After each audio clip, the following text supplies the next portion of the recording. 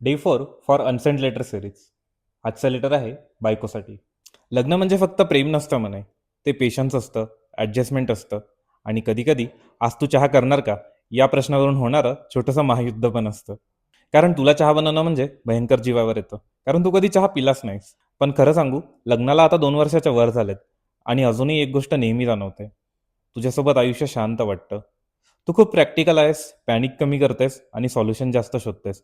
आणि एक गोष्ट मी कायम नोटीस करत आलोय, तू ऑफिसचं काम, घर, माणसं सगळं इतक्या डेडिकेशनने हँडल करतेस.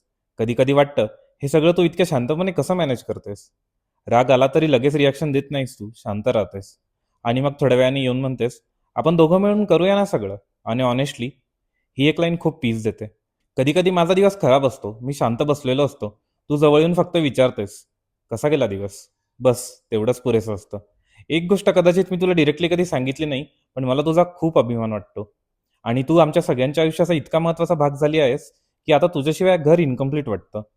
फक्त एक गोष्ट, स्वतःला जप, स्वयंपाक करताना, काम करताना, सर्व करताना. उगाच स्वतःला काही लावून नको घेत जाऊ. बाकी आपण दोघं मिळून करूया ना सगळं.